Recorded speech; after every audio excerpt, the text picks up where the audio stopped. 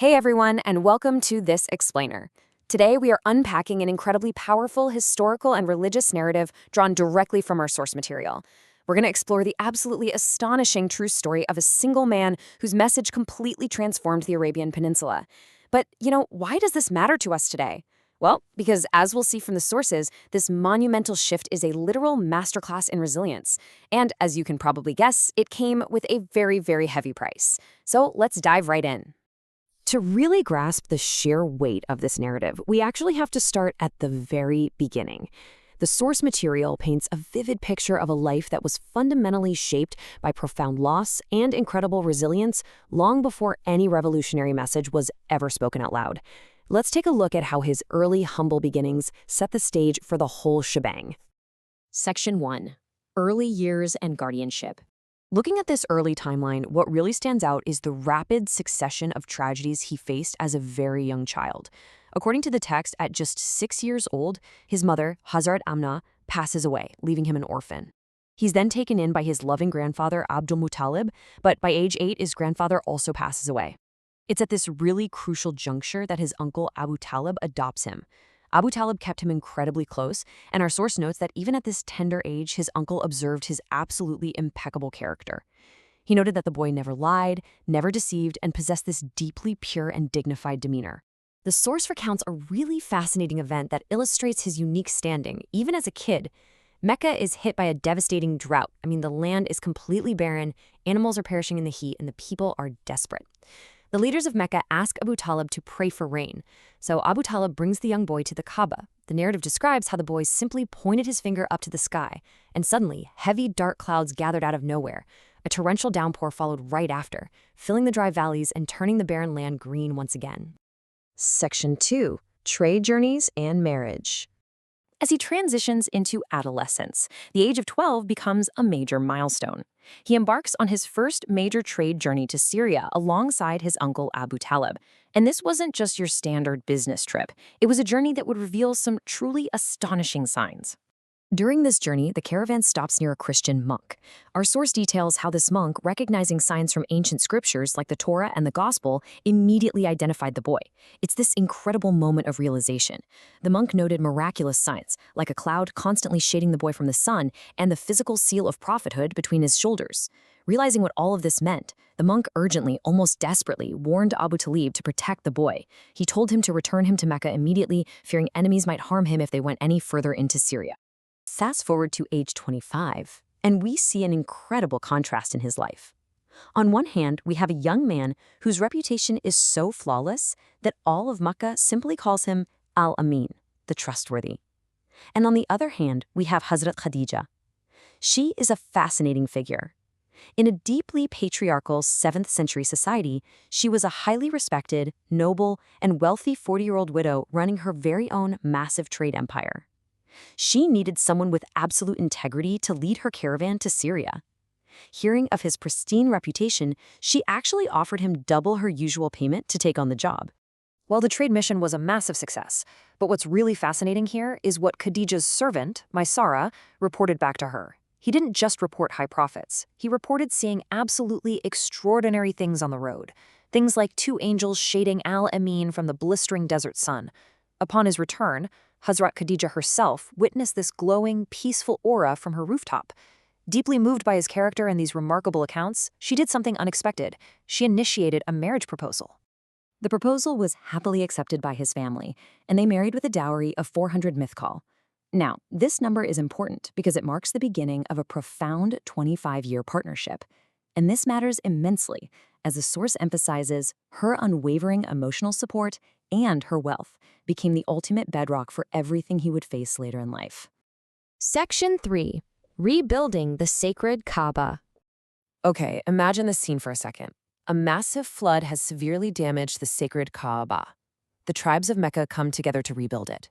But when it's finally time to place the sacred blackstone, the Hajre Aswad, into the wall, a massive, heated dispute erupts. Every single tribe wants the honor for themselves. The source tells us this standoff lasted for 4 agonizing days. Swords were literally drawn. A bloody tribal war in the sacred sanctuary was completely imminent. To prevent a total bloodbath, an elder proposes a rule. The very first man to enter the Kaaba the next morning gets to decide who places the stone. And who walks in? Muhammad al-Amin. Everyone is instantly relieved, but his tension-relieving solution is what's truly brilliant. He doesn't just take the honor for himself. Instead, he places the stone on his own cloak, has the leader of every tribe grab an edge, and they lift it together. Then, with his own hands, he pushes it into place. A bloody tribal war was completely averted through just pure wisdom. Section 4. The First Divine Revelation. The anchor for the massive shift in this story is the age of 40. The source details something really fascinating here. At this age, he actively sought out deep isolation. He would retreat to the Cave of Hira, about 3 miles from Mecca, taking provisions for days at a time. He was in deep contemplation, highly troubled by the state of his society, and deeply immersed in worship of the Creator. And then, the extraordinary happens. Alone, in the overwhelming silence of the cave, the angel Gabriel appears. The source describes the immense, terrifying awe of this moment. The angel commands him, "Iqra," read. He replies that he cannot read. The angel then embraces him with crushing force, releasing him just to say it again. 3 times this happens, culminating in the very first verses of the Quran. Completely overwhelmed and terrified by the sheer majesty of the event, he rushes home trembling, asking his family to wrap him in a blanket. Hazrat Khadija immediately comforts him, assuring him that God would never disgrace a man of such noble character. She then takes him to her cousin, Waraka bin Nawfal, who was a scholar of ancient scriptures. Waraka confirms that this was in fact the very same angel of revelation that came to Moses. But then, he delivers a really chilling prophecy. He says, "I wish I were alive when your people will expel you." Shocked, the prophet asks, "Will they expel me?" And Waraka replies, "Yes. No man has ever brought what you have brought without being met with hostility." Section 5. The Call to Islam. Notice how strategically this next phase was handled. For the first 3 years, the preaching was entirely secret. It was a hidden, cautious effort, moving strictly through trusted personal networks to build a really solid foundation of believers. But eventually, the divine command came to go public. He stands on Mount Safa and openly addresses the Quraysh, directly calling out their idolatry. And exactly as Waraka predicted, the hostility was immediate. His own uncle Abu Lahab aggressively rejected and cursed him right there on the mountain. But before that massive public backlash, a bedrock of loyal followers had already been formed during those 3 secret years. What's incredible here is the social demographic of these early adopters. You have his wife Khadija among the women, his close friend Abu Bakr among the men, his young cousin Ali among the youth, and Zayd bin Haritha among the enslaved. It cut across all societal lines. And through Abu Bakr, other prominent figures like Uthman and Zubair soon followed. Section 6. Persecution of Early Believers. As the message went public, the elite of Mecca felt their power and their traditions were severely threatened, and this led to a relentless, vicious campaign. It started with propaganda, labeling him a madman or a magician just to turn the public away. Then it escalated to horrific physical abuse. Abu Lahab's wife would lay thorny bushes in his path in the dark. In one truly awful instance, while he was in deep prayer at the Kaaba, enemies threw heavy, filthy camel intestines on his back, leaving him pinned to the ground until his young daughter Fatima came to remove them. And for his followers, the torture was unimaginable. Which brings us to one of the most evocative stories from the text, and a true testament to that resilience we talked about earlier, the story of Hazrat Bilal. He was an enslaved man who accepted Islam.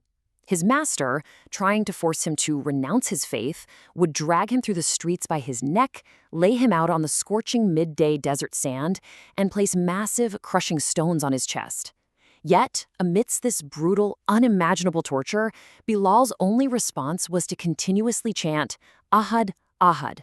God is one, God is one."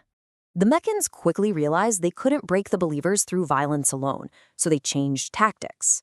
The leadership sent a man named Utbah ben Rabi'a directly to the Prophet with the ultimate bribe. Utbah offered him absolute power over Mecca, unimaginable wealth, and marriage into any noble family he desired, literally anything he wanted if he would just stop preaching this new message. The room fell completely silent. All the riches of the world were just laid right at his feet. So, what was his response? Well, the source text leaves us right on the edge of our seats here, promising that his earth-shattering answer is a story for the next time. What do you think he said? Let that question sit with you as we wrap up today's explainer. Thanks so much for joining me, and I'll see you next time.